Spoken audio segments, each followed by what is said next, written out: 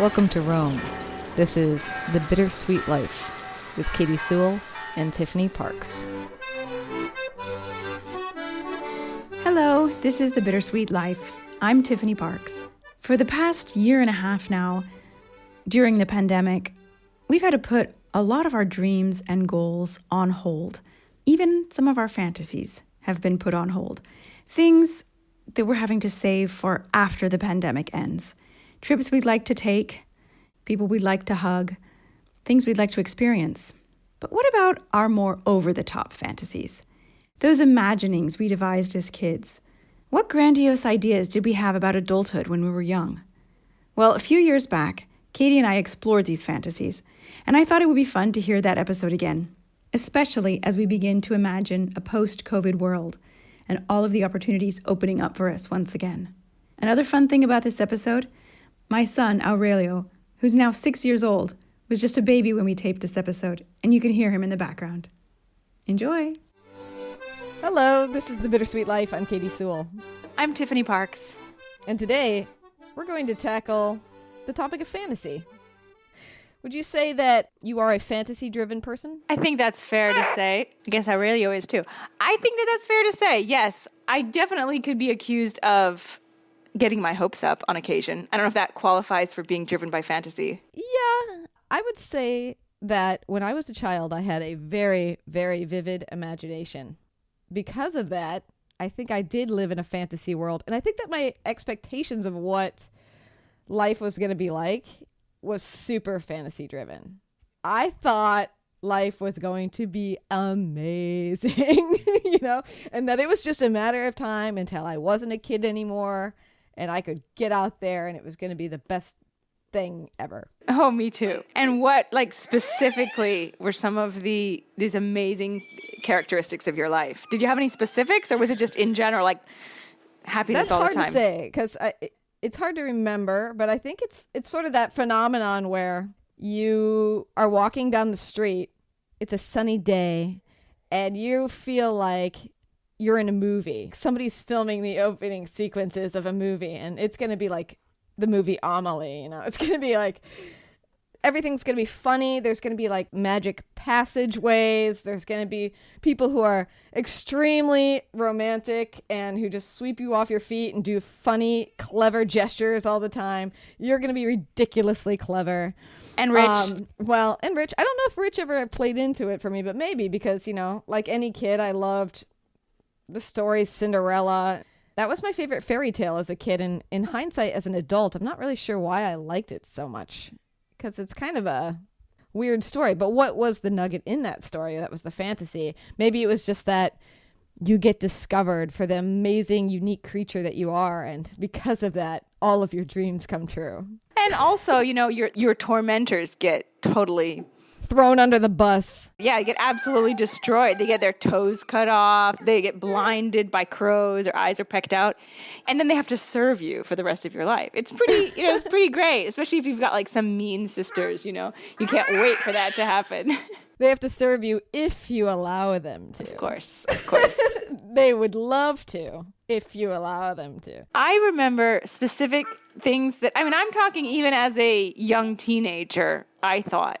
I'm sure that I've mentioned before, probably several times on this podcast, that I studied opera quite seriously at the university level. And when I was in high school, obviously I was working towards the ambition of being a professional opera singer.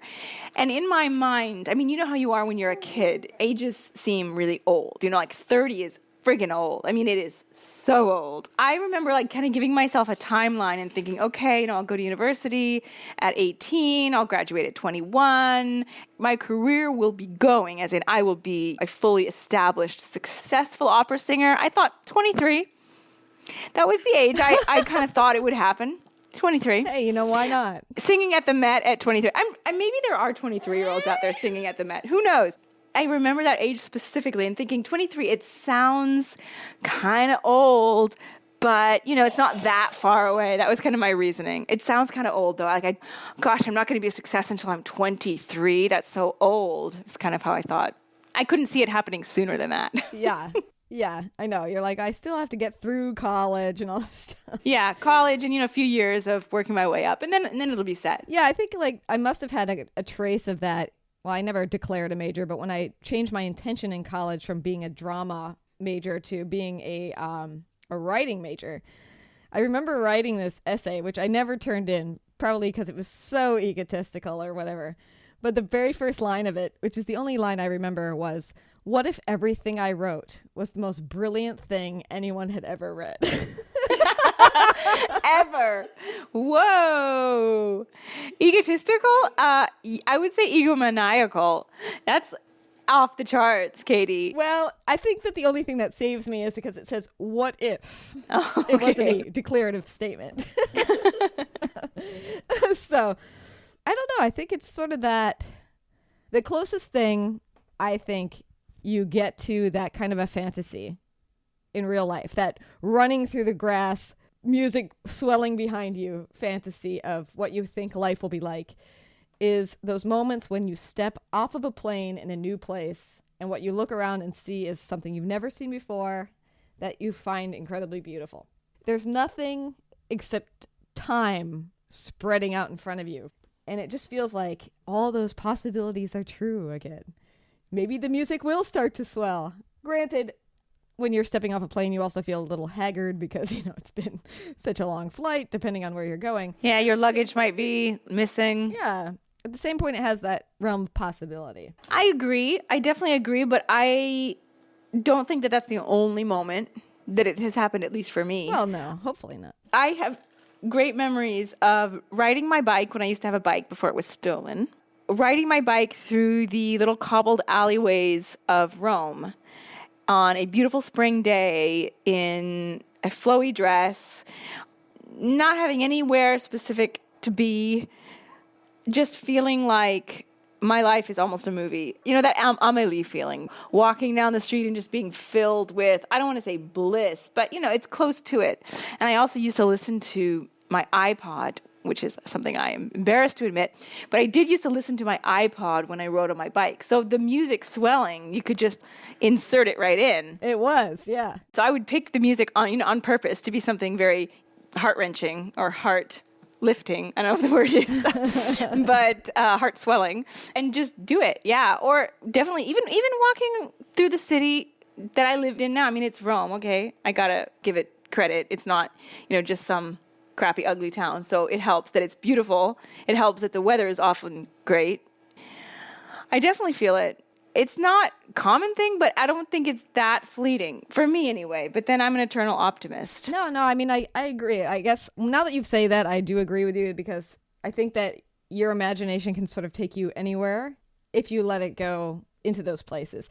I can remember, and I hate running. I've always tried to like running, but I don't like it. I'm like, one day I'll be able to run 3 miles. I don't know. And I don't necessarily think that it's very good for you. No, for your well, bones I don't and for know. your joints and stuff. So I don't think you're missing much. I will use that as an excuse next time I think to go running. But we've talked about the movie Last of the Mohicans before on this show, which was my favorite movie growing up. And there is a song in that movie called The Courier, which I only know because I listened to the soundtrack 10,000 times. Nobody else would know that that's what that song is called. Okay. But it is. And go on YouTube, check it out. It's really short. But I used to put that one into my headphones, which was probably a Walkman, honestly, if you want to talk embarrassing. And it's a song that starts out kind of slow, sort of quiet, and then it amps up until it's like this raucous, flowing, beautiful thing. And I used to start walking out of my house, walking to the pace of the music. And then as it speeds up, I would just start running faster and faster and faster. And that was one of those great feelings. Like, I don't know what I was imagining. I'm all-powerful being, basically. I think that music has the ability to do that to you. I really do. I remember one night, I was home from college, I think. Speaking of Amélie, I was listening to the Amélie soundtrack. I was with our mutual friend Suzanne on the deck of my parents' house, which is a beautiful setting, I gotta say. It was a beautiful, beautiful setting in front of a lake with a mountain in the distance. It was a beautiful summer evening. The sun was setting. It was a really, really gorgeous moment. And we were sitting out there eating dinner, and the Amelie soundtrack was on, and all of a sudden this one song came on, and I don't know the name of it, but it's a sort of a slow, pensive song or piece. There's no one singing in it. I remember I literally had the fork halfway to my mouth, and I just sort of stopped, and Suzanne and I looked at each other, and we were totally aware that we were experiencing a moment. Yeah. And I said, what is it about this moment? What's going on? I was honestly confused. I was like, if there was a snapshot of the moment, it would be this amazing, happy, inexplicably beautiful moment for no reason. I couldn't think of any reason. I mean, obviously the setting was beautiful and I was with a close friend, but I couldn't think of why that 1 second was so much better than the seconds before. And she said, oh, it's the music. Like, duh. It's the music that's making you pause like this. And I didn't realize it until she said it. So music really does have the ability to transform a mundane or even a decently nice moment into something magical.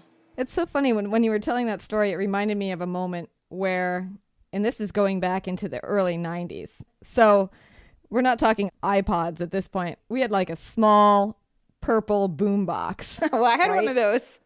I think Yeah. mine was purple too. Yeah, with a tape player. Not that CDs probably weren't coming out at that point, but I've always been a little behind the times when it comes to technology. So I was at this summer camp with a bunch of friends of mine in eastern Washington, which is very deserty and has these kind of big flat cliffs that are relatively easy to climb and get on top of. I had this great idea that I was going to take my friends on this mission to climb to the top of one of these peaks with this boombox strapped to my back. And when we got to the top of it, we were going to listen to Enya's Watermark, that album. And almost everybody who went with me were men, which you wouldn't think my Enya's Watermark plan would appeal to them, but it did. And the thing about it is that when I think back of it in my memory, I have such a distinct memory about what I thought it was going to be like when we got up there and we played it as loud as possible. But in reality, I can't remember if we actually pulled it off. That's how strong the fantasy is. Because I remember one attempt, we're climbing the cliff, and I put my hand up on this ledge to pull myself up, and I heard a rattle, like a rattlesnake rattle. Oh, scary. Yeah, and so I pulled my hand down and I said, I think there's a rattlesnake up there. Well, okay, we got to go back down. And I know we talked about making a second attempt, but I can't remember if we actually did it or not. But I mean, that's what's so interesting about fantasy too. Like, it's so ingrained in my head that I feel like we did it. We pulled it off. Well, that's the thing. I've read a little bit about this. If you imagine something and you imagine it with a lot of detail, this is why I'm a fantasy person. This is why I don't have a huge problem, quote unquote, getting my hopes up when I want something. If you imagine something and you really can find a way to almost believe it, to live it, something happens in your brain, and your brain thinks that you've done it. You almost convince yourself that you've done it. That means that when it's time to do it, is easier to do, because in your mind, your subconscious is like, oh, I've done this before, this is easy. You're more likely to succeed. And that's why athletes will visualize the perfect golf swing or the, hitting a home run. They'll visualize it before they do it. They convince themselves they've done it, and then they do it. I'm not surprised that you feel like you've done that. And maybe I did. There are places that, I've read about in books, scenes that I've read that are so clear in my head. I feel like I've been there, and I think back, wait, did I go to Barcelona or did I just read about it? And I honestly can't sometimes remember if I read about it or if I actually was there. That's how strong your brain is. That's how strong your imagination is. Yeah. I think one of the most tangible things that everybody can point to when it comes to fantasy, even if they're not a person who reads a book and can picture it so vividly, is what it's like to fall in love with somebody or to be infatuated with somebody, maybe is a better description, because you meet this person for whatever reason, it gels, right? And in those early months, you can read almost anything into that relationship. Everything they say is like, oh, the most wonderful thing. Everything they do, like what their eyelashes look like, everything is just playing into this fantasy. And it's almost like you create a person who doesn't really exist. Oh, not yeah. in reality. Oh, that's a major problem I think a lot of people fall into. I've definitely done it in the past. You project your ideals onto someone, and you see them the way that you want them to be and not the way that they are. Yep. And then when it starts to get further along and you start to know that person better, or maybe the fantasy really breaks and you end up not dating that person anymore, it's almost like you are mourning someone who didn't actually exist. You found out who they really were and you were like, oh, I don't want to date this person anymore. But then you feel so sad, but it's not them, it's your fantasy that's gone. True. It's like a fantasy reality because it's not like the person wasn't there and that experiences didn't happen. I don't know. Am I describing that well? I think so. I definitely I've been there. I've been on both sides of that, actually. I've been the person that someone projected their ideals onto, and the reality wasn't as good as the fantasy. And he what broke was the up with me. fantasy? Do you know what he was projecting? I don't know. It was several years ago, obviously. Before the baby? Long before the baby, before the marriage. It was someone who was quite a bit younger than me, actually. And, really, really, really, really wanted to be with me. And I kind of was like, oh, I don't know. You're too young. It's not going to go anywhere, yada, yada, yada. But he was so crazy about me. He didn't know me. I mean, he saw me a couple times once a day in passing, sort of at work, and thought that I was just this amazing. I mean, hopefully I am an amazing person, but with a screaming baby. But he thought I was a super amazing person, and I wasn't. And he was disappointed, I think, once things got real. Yeah. And he probably didn't have enough experience. Like I said, he was younger than me. He probably didn't have enough experience to know that he was projecting onto me, and that it wasn't what he thought. I wasn't what he thought. Yeah. So you don't know anything specific of what he thought you were going to be like? No, I mean, he didn't think I was like Madame Curie or Wonder Woman or, a specific thing, but obviously better than I am. Yeah. Well, come on. Not what he was looking for, maybe. It's not that the person, you don't find good things in the person or whatever. It's that no one can live up to a fantasy. Not really. Everyday life is always going to rear its ugly head, and it doesn't matter how crazy you are about someone. There's always going to be the underwear on the floor, or the toilet seat left up, or whatever it is that is annoying, or talking about bills, or maybe that was what it was. He just thought it was going to be different. Do you think at the time that you were disappointed that you couldn't live up to whatever he was expecting? Not really, because I didn't think it was fair. I don't think it's fair to try to make someone live up to that kind of a fantasy. And it's normal to project onto someone, but you should be mature enough to be like, okay, I was projecting onto you. There are still X, Y, and Z things that I think are great about you, so that's enough for me. Well, it really was the best thing that it ended, because man, he was not the right person for me. So it was definitely for the best. So no hard feelings there. I was thinking earlier that occasionally you get this opportunity in life to sort of live a fantasy, make a fantasy come true. Let me give you an example, because I'm not describing that very well. I'm friends with the author Sherman Alexie, who's a pretty famous writer here in the city of Seattle. Native American guy. We went out to dinner a couple weeks ago and we were talking about Native Americans in the movies, right? Mm-hmm. Which, of course, leads me to The Last of the Mohicans. Of course. Of course. And the hottest guy in The Last of the Mohicans, you can argue for Daniel Day-Lewis if you want, but no.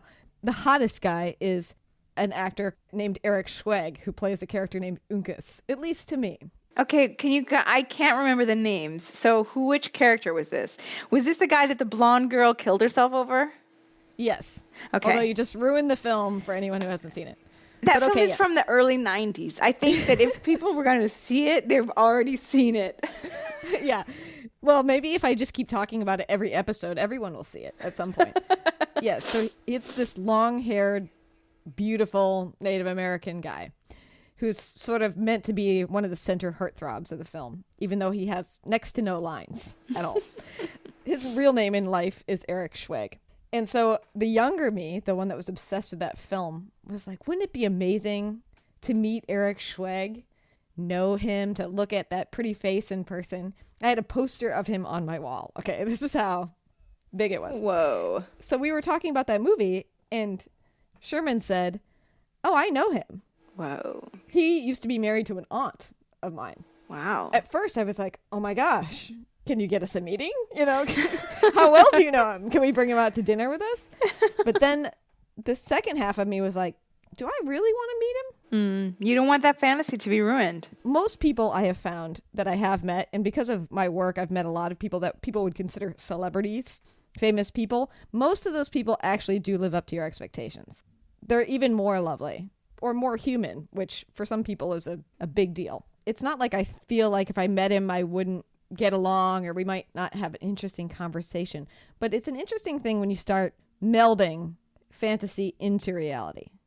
Because once you go into reality, you can't go back to fantasy. I will watch that movie later on after I meet him, and I will have a totally different impression of the fantasy life that I had about him when I was a kid. Absolutely. I think also, I mean, on a much smaller scale, whenever you meet someone from a film, I don't think that going back to the film that you can never be as captivated as you were before once you've met the actual actor. I mean, obviously you know that it's not real. Your rational mind knows these are actors, they're reading lines, they're not that person. But you go into it for that moment and you suspend your disbelief and you let yourself be taken away by it. And then if you meet the actor, it's harder to do. Yep. Well, I mean, film is another one of those things that people do to go into a fantasy world for a while. Mm-hmm. You know, that's part of our escape plan of life. So you're right. When you meld the two, caution everyone. It's not the same. Yeah. I have a similar thing that happened to me. Very brief story. I'll try to make it brief. We'll see. When I was 16, I was doing community theater and I met an older man. I think he was in his mid-20s. Fell head over heels for this guy. I was nuts about this guy. And we were like buddies. And he was an upstanding guy. Like he wasn't going to take advantage of the situation, do anything untoward with an underage girl. So, you know, his behavior to me was totally on the up and up, totally platonic, but I was madly in love with this guy, or infatuated. You know, I was 16. I don't know if you can really feel love at that age, but you think it is at the time. He got a girlfriend. I became friends with her too. She was his age, and they eventually got married. And strangely enough, they even asked me to be in their wedding, which I'm not even going to go into that whole thing, but you know, it was painful. Let's just say it was freaking painful. Because of course, You're like sobbing your eyes out as one of the bridesmaids, or yeah, I was actually the very, very older flower girl. I was too old to be a flower girl, but that's what I was. I don't know. It was weird. I was like an 18-year-old flower girl. Okay, don't ask. Long story short, we fell out of touch. I never heard from him. This was before email, obviously. My life did go on, believe it or not. Went away to college, had a boyfriend, broke up with him, went to graduate school. I was in graduate school, came across his email address. Somehow, I don't really know how I found it. And we started emailing. Well, it turns out he's divorced. Of course, I didn't have that same infatuation for him. I mean, years and years had passed, but you never kind of lose that little seed of it. There's always something in there about an infatuation that you have, especially when you're a kid, that is completely unrequited and unconsummated. Well, years and years and more years go by, and we somehow reconnect again after a couple of years of not writing, and I'm living in Rome. It was my first year in Rome, at least 15 years later. I said, oh, you should come visit. And he said, really? Can I? Can I actually come visit? Would that be okay? Could I stay with you? Okay, sure, why not? I was single. I shared an apartment with a bunch of people, but, you know, whatever. We had a couch. He books his ticket. 10 days. I mean, it's not that long of a trip, but if you think you're staying with somebody that you haven't seen in 15 years, it's a long time. I was conflicted. I was, you know, a little bit worried, rightly so. I was like, I don't know this guy. You know, I mean, I know him. I'm sure he's totally safe and all of that, harmless. We're not friends anymore. Like, how are we going to get along? It's going to be awkward. I show up at the train station to pick him up, and I don't want to be mean because you never know. He could be listening to this podcast. You never know. And I don't want to be hurtful or anything. he's hanging on every word. No, right now. let's just say that the attraction that I felt was completely gone. I mean, there was nothing. Not only was there no attraction, it was almost in the opposite direction. We actually ended up going to Venice for Carnival. Okay, he wanted to do this. I kind of said, well, look, I can't afford a hotel in Venice over Carnival. It's really expensive. He said, I will pay for the hotel and I'll get a room with 2 beds. And I said, okay, sure. I knew that he wasn't going to jump on me. I wasn't worried about that. The funny thing is, there was this moment where at the end of the night, it was Mardi Gras night, and we had been out actually having a pretty good time, like dancing and partying in the streets and stuff. And the dress that I was wearing had a little train on the back.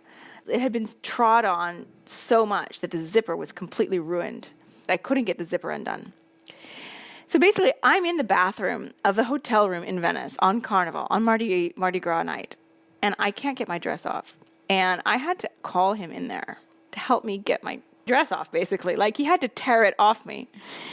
And I remember thinking, if someone could go back and tell me as a 16-year-old that I would be in Venice with the man of my dreams tearing my clothes off, how would I have reacted? And that I wouldn't want him, and that I would actually really not want him, and that he would want to be with me, and I wouldn't. It would be totally turned. I don't know. I can't even imagine. I would never have believed myself if I had. It would have been impossible. No, you would have said, no, that'd be amazing. Or maybe at 16 it would seem a little alarming. But I don't, depending on your maturity level, I guess. I don't know. But yeah, that's pretty. Isn't that nuts? Isn't that crazy? And we completely fell out of touch after that. And I kind of feel guilty because I think it was my fault. I think I didn't respond to his emails, and I should have. I don't remember. It was just, yeah. It was one of those things, though. Never forget that. Which leads me to a thought that for a lot of people, living abroad is a fantasy. They go to a foreign country as a tourist, and they love it. They just fall in love with the city, Paris, London, Rome, Tokyo. And they say, I want to come back and live here. And that's what I did. I fantasized about... Are you eating cookies? Oh, yeah. I fantasized about what it would be like to live in Rome. And sometimes the reality doesn't meet the fantasy. So we should talk about that maybe on a future episode. Katie here, stepping into the show for a brief moment to say that if you're new to the program, don't be afraid to go back and listen from the beginning, or just dabble through the shows of the past. Most of our topics are timeless. They are as fun today as they were years ago. So please subscribe to the show and then explore. Also, if you're all caught up and you'd love some new content, we are releasing brand new episodes on patreon.com/thebittersweetlifepodcast. This month, Tiffany reveals how she remembers so many ancient Roman facts off the top of her head, and I tell you the worst piece of advice I ever followed. All that and more for as little as $5 a month at patreon.com/thebittersweetlifepodcast. There are links in the show notes. And one final thing, August is Tiffany's birthday month, and I would love to get her the gift of more reliable internet. We have had all sorts of internet issues in the past year, and this show has been all the harder to make because of it. As you know, Tiffany is in Rome and I am in Seattle. We are always working remote with each other. Help me build up enough money to give her this gift. Heck, give us both this gift. Send a one-time birthday present donation through PayPal at thebittersweetlife.net and send your greetings and well wishes to Tiffany at the same time. thebittersweetlife.net. And now, back to the show.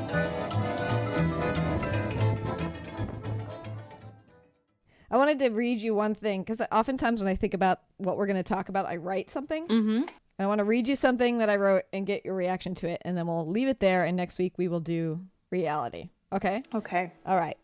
And I'm terrible at reading stuff, as you all know, but I will try. So here we go. Perhaps one of the most disappointing things about life, from the perspective of my child self, is that the fantasy and magic cannot last. Reality always creeps in. You always eventually see behind the curtain. Sometimes you like what you see, sometimes you don't. And when you don't, you find yourself mourning the loss of a person or an idea that wasn't entirely there. Your brain crafted a delicious story for a while. You saw the magic in the world that you were always hoping was there. And maybe that is the magic. those fleeting moments when life seems to rise up to meet the imaginings of your youth. Beautiful. I love it. It's true. It's sad, but it's true. Yeah. So I guess we should leave it there. Yeah. Tell us what you think about fantasy. Was Katie's last message true, or do you think something else? Yeah. And how do you find that fantasy still presents itself in your life from time to time? And next week, like we said, we'll get to what happens when reality sets in. Yep. That'll be fun. So we'll consider this the happy episode, and next week it'll be the sad episode. Or maybe reality isn't that bad. I guess we'll find out. Sometimes reality surprises you. I think so. So until then, if you do want to write us, you can always email us at bittersweetlife@mail.com. Or you can tweet us. Or you can tweet us, bittersweetpod, @bittersweetpod. Or just to scramble your brain a little more, you can also reach us on Facebook now, facebook.com/bittersweetlifepodcast.